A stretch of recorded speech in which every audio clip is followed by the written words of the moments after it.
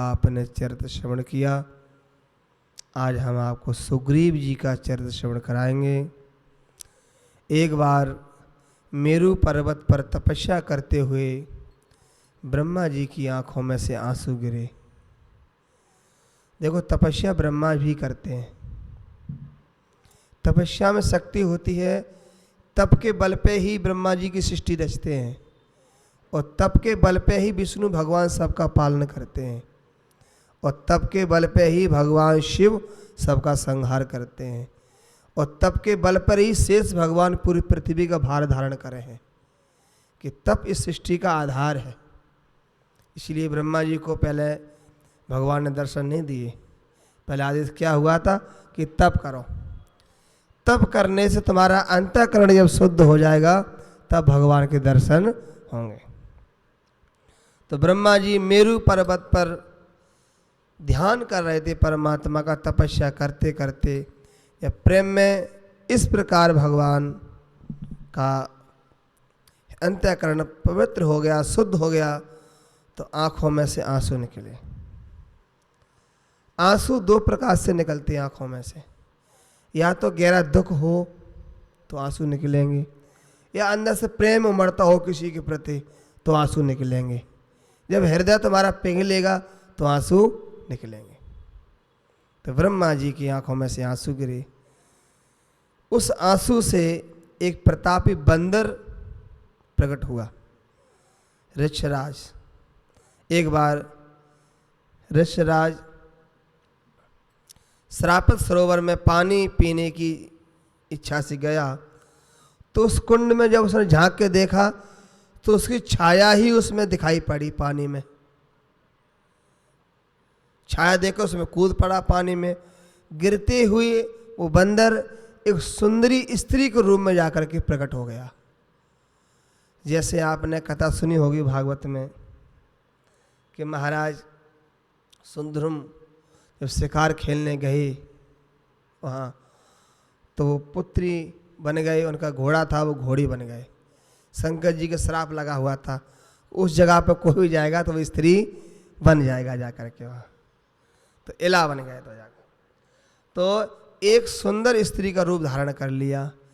एक बार उस स्त्री को देख करके इंद्र और सूर्य दोनों मोहित हो गए।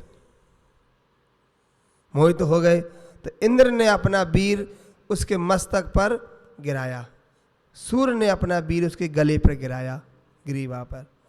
इस प्रकार उस स्त्री को इंद्र के वीर से बाली और सूर्य के वीर से सुग्रीव पैदा हुए। दो पुत्र हुए और फिर वो पुनः अपने स्वरूप में आ गए। देखो भगवान की क्या लीला। ब्रह्मा जी की आज्ञा से उनके पुत्र किष्किंधा में जाकर के राज करने लगे। किष्किंधा में कालांतर में इन दोनों भाइयों में विरोध हो गया था। आपने कथा श्रवण करी होगी विरोध क्यों हुआ। एक बार आधी रात के समय में एक मायावी असुर आया और बाली को ललकारने लगा कि बाली बाहर निकलो युद्ध के लिए। तो बाली जब बाहर आया तो वो भागा। जब भागा तो सुग्रीव भी अपने भाई के प्रेम वश में आकर के उसके पीछे पीछे चल दिए। तो एक गुफा में जाकर के वो असुर घुस गया। जब असुर गुफा में चला गया तो बाली भी अंदर जाने लगा। बाली ने सुग्रीव से कहा कि तुम यहीं बैठना। परखो मोय एक पखवारा, नहीं आओ तब जानो मारा। 15 दिन की अवधि रखी कि 15 दिन तक हमारा इंतजार करना यहाँ बैठ करके। अगर 15 दिन में हम वापस आएगा तो ठीक है, नहीं आप समझ लेना कि हम मारे गए अंदर। अब 15 दिन तक वहाँ गुफा में बैठे रहे। द्वंद्व युद्ध हुआ। अंदर से एक रक्त की धारा निकली, खून की अंदर से। तो सुग्रीव ने समझा कि बाली का वध हो गया अंदर। अब हम रहेंगे तो वह राक्षस हमें भी मार देगा। इसलिए सुग्रीव ने उस गुफा के दरवाजे पर एक बहुत बड़ा पत्थर लगा दिया और स्वयं आकर के वो अपने राज में वापस आया। किष्किंधा आ गया वापस। जब पीछे आए वहाँ तो सब लोगों ने देखा कब गद्दी खाली है तो सुग्रीव को ही वहाँ का राजा बना दिया। जब बाली उस असुर को मार के आया, देखा तो सुग्रीव गद्दी पे बैठा है, बहुत गुस्सा हुआ, क्रोधित हुआ। तब उसने सुग्रीव को बहुत पिटाई करी। सुग्रीव वहाँ से भाज के ऋषिमुख पर्वत पर आकर के रहने लगे, आकर के वहाँ रहने लगे 3 मंत्रियों के साथ में। सुग्रीव इन्हें बलि का भेजा हुआ जान करके और रहने लगे। कौन कौन थे वहाँ? हनुमान जी और नल नील, वो भी रहते थे वहाँ साथ में। तो जब वहाँ राम जी जब सबरी जी के कहने से ऋषिमुख पर्वत पर गए, तो प्रथम तो सुग्रीव ने इन्हें भेजा, हनुमान जी को जाओ पता करके आओ। और डरपोक है सुग्रीव कि पता करके आओ, क्या पता बाली ने तो किसी को नहीं भेजा। तब हनुमान जी गए, ब्राह्मण का रूप धर के राम जी को जाकर के पहचान कराई। आज राम जी को कंधे पर बैठा करके हनुमान जी ने जाकर के मित्रता कराई, सुग्रीव से मित्रता कराई। हनुमान जी बड़े ही आदर पूर्वक दोनों भाइयों को पर्वत पर ला करके अग्नि को साक्षी दे करके राम और सुग्रीव की मित्रता करा दी और जानकी जी का पता लगाने का आश्वासन दिया। सुग्रीव ने कहा, कै सुग्रीव सुनो रघुवीरा, तजो सोच आनो मन धीरा। आप सोच छोड़ो, अब मैं तुम्हारी सेवा करूँगा।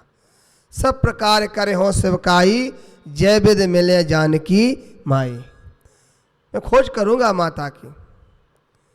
इस बातों को सुन करके सेवा प्राणता तत्परा दे करके कृपा सिंधु भगवान श्री राम बहुत प्रसन्न हुए।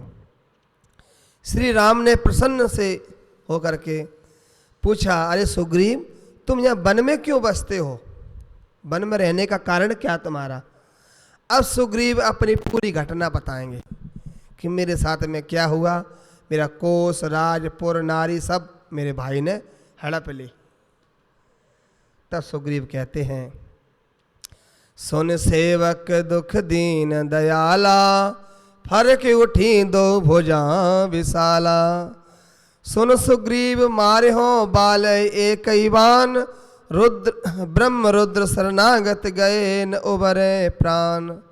एक ही बाण में मैं बाली का वध कर दूंगा, एक ही बाण में। चाहे वो शंकर की शरण में चले जाएं, चाहे वो ब्रह्मा जी की शरण में चले जाएं, वो बच नहीं सकते। अब मेरी प्रतिज्ञा है। सका सोच त्यागो बल मोरे, सब विद घटब काज हम तोरे। भगवान कहते हैं तुम मेरे भरोसे अपने सारा सोच छोड़ दो। हे सका सोच त्यागो बल मोरे, मेरे बल पर त्याग दो।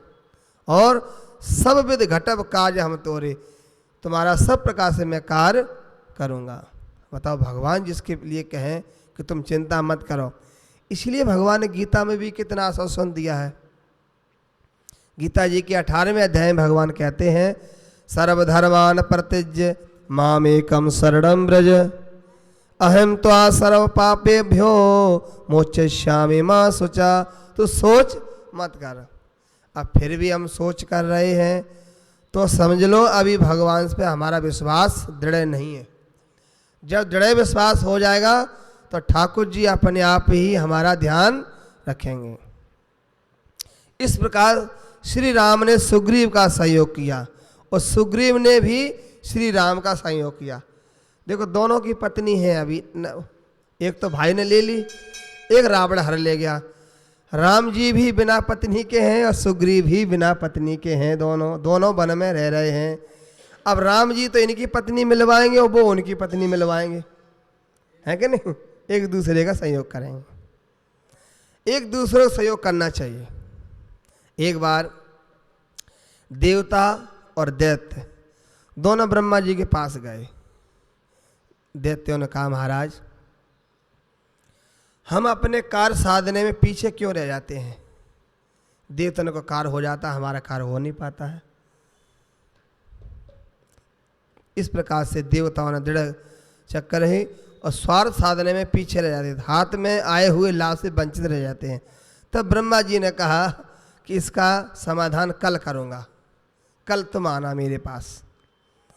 तो ब्रह्मा जी ने देवताओं को भी बुलाया और असुरों को भी बुलाया, दोनों को भोजन पे बुलाया। कल हमारे यहाँ भंडारा रहेगा, दोनों लोगों का भंडारा होगा चकाचक। और बढ़िया बूंदी के लड्डू बनवा दिए। अब बूंदी के लड्डू बनवा दिए भंडारे में, तो पहले देवता बोले पहले हम खाएंगे, तो असुर बोले नहीं पहले हम खाएंगे, हम बड़े हैं। और दोनों देखो कश्यप की संतान है, माता अलग अलग हैं लेकिन पिता दोनों के एक ही हैं। दिति और अदिति ये माँ है, लेकिन पिता कश्यप की संतान है दोनों। तो ब्रह्मा जी बोले कोई बात नहीं, पहले असुरों को ही बैठा लो। तो उनको बैठा दिया, पंगत हो गई, बढ़िया लड्डू परोसे गए उसमें पंगत में।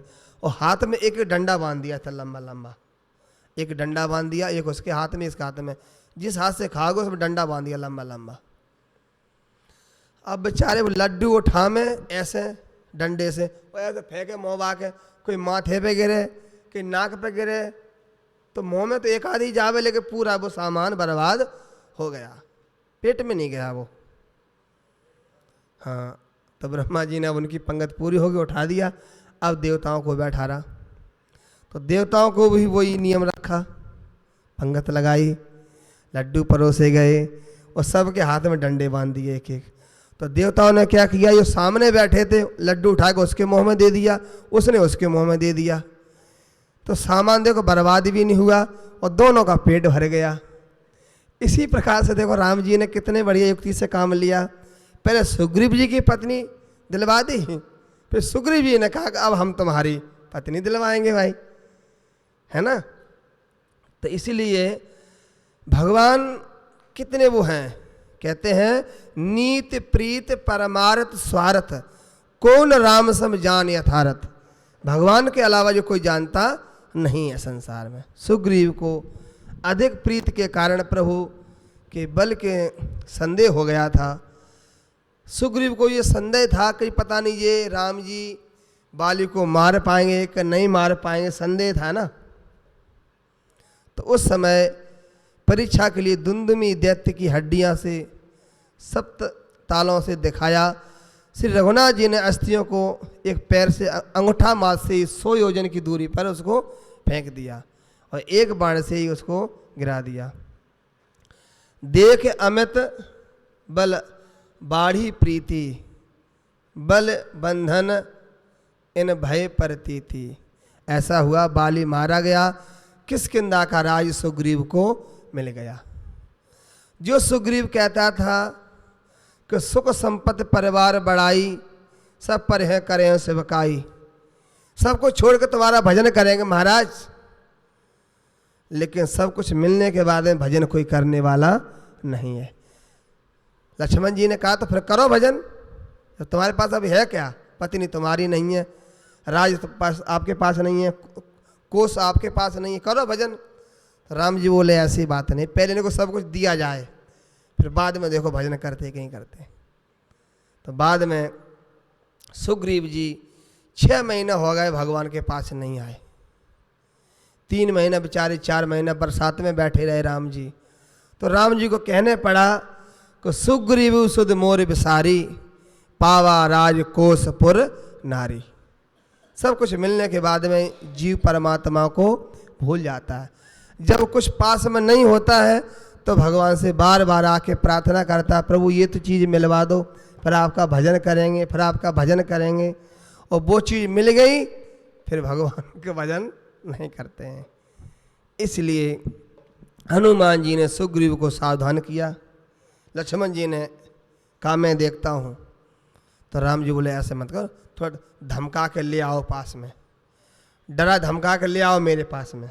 तो हनुमान जी को भेजा कि तुम जाओ। तो हनुमान जी गए। हनुमान जी ने सुग्रीव को सावधान किया। श्री राम जी के भय दिखाकर पुनः अपने सखा को अपनी ओर आकर्षण किया। सुग्रीव ने भी श्री राम जी का पता लगाने के लिए चारों तरफ बंदरों को भेज दिया। असंख्य असंख्य भालू बंदर भेजे कि जाओ सब लोग खोज करो। जिस समय राम सुबेल सैल पर सेना सहित उतरे, राक्षस रावण ने अपने बल में बैठा बैठा नित्य गान हो रहा था। जब राम जी वहाँ गए सुवेल पर्वत पर। उस समय रावण वहाँ अपने लंका में ऊपर बैठकर नित्य गान हो रहा था उसके यहाँ। तो सुग्रीव जी ने एक मारी छलांग, वहीं जाकर पहुँच गए और रावण को पटक दिया वहाँ उठा उठा के ऊपर। सारा नाच गाना सब बंद हो गया वहाँ, ऊपर से वापस वहाँ आ गया राम जी की सेना के पास। इतनी शक्ति थी सुग्रीव के अंदर। हाँ, सुग्रीव श्री राम सेवा से निष्ठा का परिचय तो उस समय मिला जब वानर भालुओं को जब भेजा तो सुग्रीव जी ने एक चेतावनी दी। क्या कहा कि मन क्रम वचन सो जतन विचारो, रामचंद्र कर काज समारो। तुमको सबको भगवान का काज संवारने है। भानु पीठ सेवहि और आगी, स्वामय सर्वभाव छल त्यागी। सुग्रीव जी का समस्त जीवन श्री राम की सेवा में रहा। विभीषण जी का भी आंग चरित्र इसमें आएगा। सुग्रीव जी जो है भगवान से कुछ मांगते नहीं हैं। बाद में भगवान ने कहा कि देखो भाई तुम राज्य मिल गया, सब कुछ मिल गया, लेकिन हनुमान जी को कुछ नहीं दिया। जब राम जी आए वापस वहाँ लंका में विजय प्राप्त करके, तो सुग्रीव को किष्किंधा का राज दे दिया। अंगद जी को जो है युवराज बना दिया कि तुम रहो। और बाली को भगवान ने एक ही बाण में मार दिया था, दूसरा बाण क्यों नहीं पकड़ा था? एक बाण निकाल दिया, बोले एक में मार देंगे। बाली को वरदान तो दिया था तपस्या करते ही। जितने भी असुर हुए ना, पहले तपस्या करते हैं। तपस्या कर करके, तपस्या करने के लिए 3 ही साधन हैं, ब्रह्मा विष्णु महेश। ये एक ही पेड़ की 3 डाली हैं। किसी का भी भजन कर लो, आपको शक्ति जरूर मिलेगी वहाँ करके। लेकिन वहाँ बाली जो है, जो उसके सामने आ जाता था उसका बल उसके अंदर आ जाता था आधा। इतनी शक्ति थी उसके अंदर, बाली के अंदर। लेकिन सुग्रीव को उसने उठा करके जब पटका नीचे तो एक मुक्का मारा सुग्रीव का। सुग्रीव बेचारा घबराया। सुग्रीव ने कहा इसका मुक्का नीचे आया और हमारे प्राण ऊपर गए। और राम जी बेचारे सामने सामने देख रहे खड़े होकर, ऐसी ठगाई कर दी। तो राम जी ने से कहा कि प्रभु तुम मरवावे काज ले आए हमें यहाँ, ये तो दुष्ट है, मार देगा हमें। तब राम जी ने कहा कोई बात नहीं, कल फिर युद्ध होगा। अब हम किस पे मार वो चलाएं बाण, तुम दोनों भाई एक जैसे लगते हो। फिर सुग्रीव के गले में भगवान ने एक माला पहना दी थी। बोला अब हम तुम्हारी पहचान रखेंगे कि तुम सुग्रीव हो। भगवान पहले सुग्रीव को ये लगता था, छल बल करता था कि मैं अपने बल से देखो बच गया। अभी कोई बच जाता क्या सोचे, अरे उनकी इसमें क्या भूमिका रही, वो तो हम बच गए अपनी कलाकारी से, ठीक है नहीं। तो भगवान ने सोचा पहले अपनी कलाकारी पूरी दिखा लो तुम, बाद में फिर हम अपनी कलाकारी लगाएंगे उसमें। जब जीव को थोड़ा वो रहता है अहंकार, जब बात कर दिया था भगवान ने, उस समय अंगद को हाथ में दिया, कहा तुम अंगद का हाथ पकड़ लो। तो राम जी बोले हम क्यों हाथ पकड़े, उसको बोलो वही मेरा पैर पकड़ ले। तो बाली बोले वो बालक है, अबोध है, वो छोड़ भी सकता। अगर तुम किसी बच्चे की उंगली पकड़ा के चलो बाजार में लेके जाओ, माँ लेके जाए बच्चे की, तो बच्चा अगर छोटा है वो उंगली पकड़ लेगा माँ की, कहीं बीच में छोड़ भी सकता, कोई सामान देखा इधर उधर नजर पड़ेगी उसकी। अगर माँ ने उसका हाथ पकड़ा हुआ कस के तो वो खींचती चली जाएगी उसको साथ में, सही कि नहीं। वो आगे रास्ता भी देखती रहेगी और बच्चों को भी खींचती रहेगी। इसी तरह से संसार सागर है, अगर परमात्मा को हम पकड़ेंगे तो हम छोड़ भी सकते कभी, लेकिन उसने अगर हमें पकड़ लिया तो वो छोड़ने वाला नहीं है। इसलिए भगवान से प्रार्थना यही करना चाहिए, प्रभु हम तो जीव हैं, आज भजन कर रहे हैं, कल ऐसा हमारे मन में पता नहीं क्या हो जाए तो हम आपको छोड़ भी सकते हैं, लेकिन आप जिसको पकड़ लेते हो छोड़ने वाले नहीं हैं। आपने बताया पूतना को पकड़ लिया, पूतना जो जहर पिलाने के लिए आई, उसने कहा मुंचता में छोड़ दो मुझे, छोड़ दो छोड़ दो। तो भगवान ने कहा मौसी हम छोड़ने वाले नहीं हैं।